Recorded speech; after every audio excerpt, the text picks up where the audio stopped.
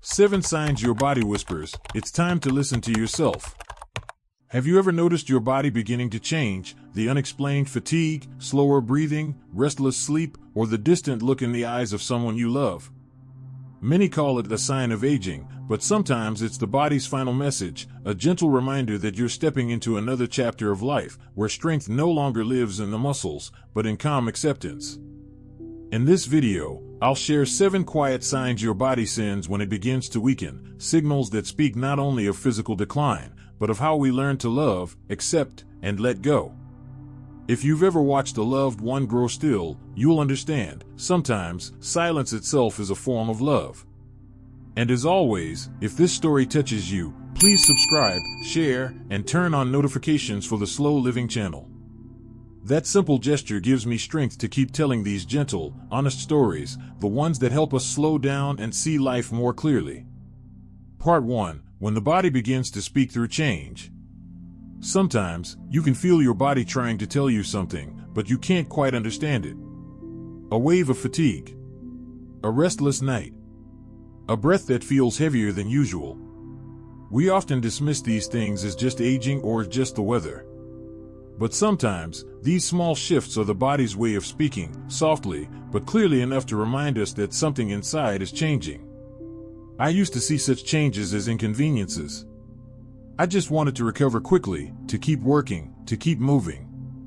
But the older I get, the more I realize, the body isn't an enemy.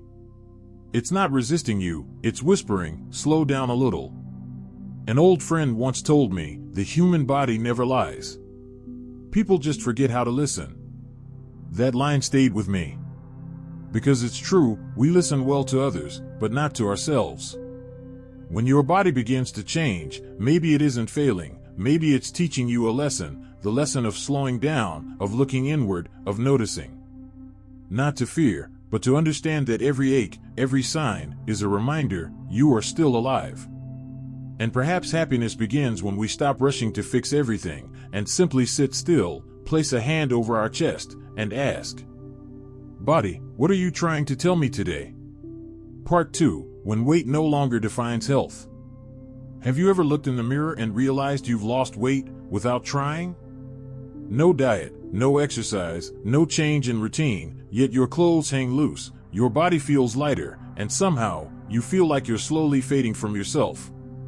I've seen this happen to many people, and I used to fear it, afraid it meant something was terribly wrong.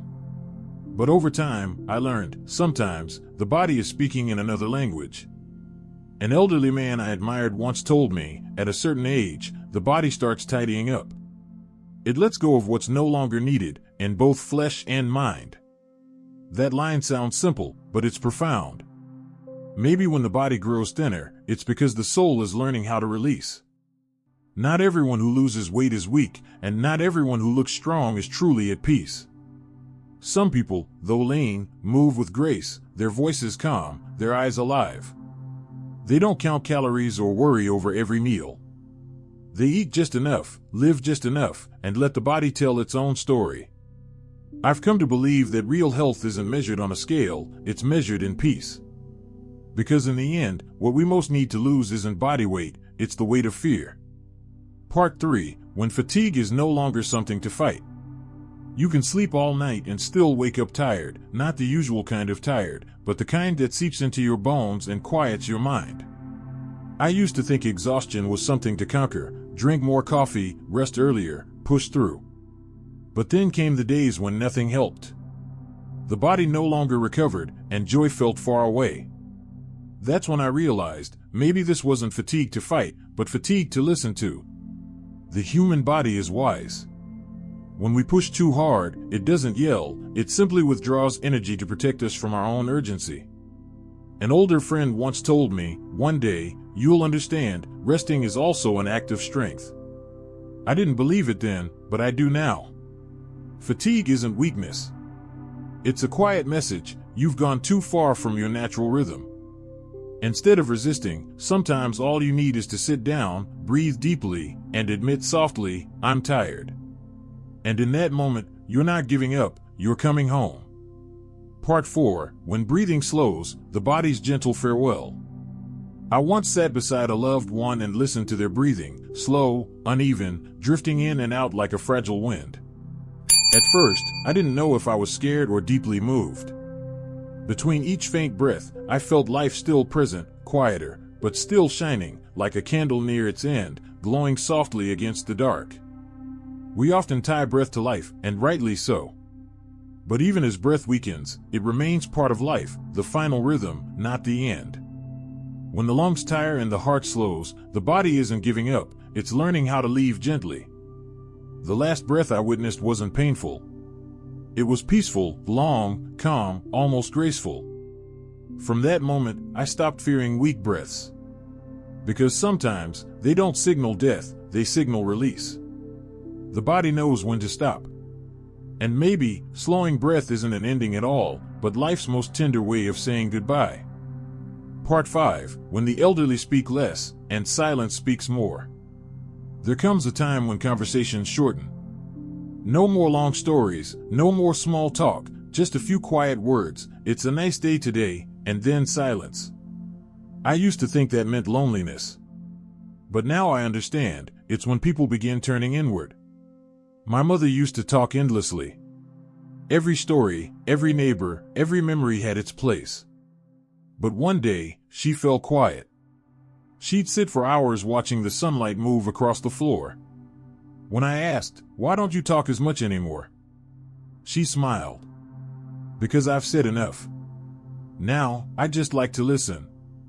That day, I realized something. At a certain point, people don't need to speak to be understood.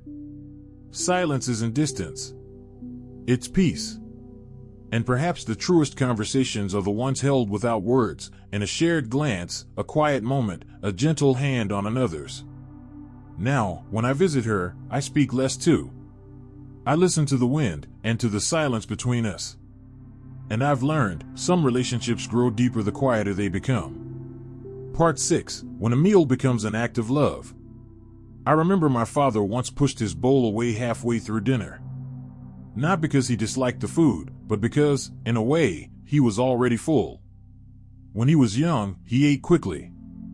But in his later years, each bite became slower, more deliberate, as if he were tasting a memory instead of a meal. At first, I worried when he stopped eating much. I tried to cook his favorites, begged him to take just one more bite. But over time, I realized, the body has its own wisdom. It knows when to hold on, and when to let go. Sometimes, love isn't in insisting eat more, but in respecting another's pace. A spoonful of soup, a piece of fruit, a sip of warm water, these moments become sacred. The last time I gave him water, he didn't speak. He just nodded, and held my hand. And I understood, the final meal of life isn't about fullness, but about presence. Part 7, when awareness fades, and silence begins to speak. I once saw my grandmother smile in her sleep, whispering the name of someone who'd passed long ago. Her face was calm, her breath faint, and for the first time, I wasn't afraid. Because maybe, some reunions happen in places we haven't reached yet. When awareness fades, it doesn't mean someone is gone.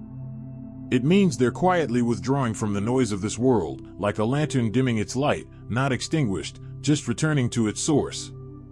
I used to dread that silence. Now I see it as sacred. At the end, people don't need words. They just need to know you're there, steady, present, unhurried. Because presence is the last language of love. Now, when I think of death, I don't see it as an ending.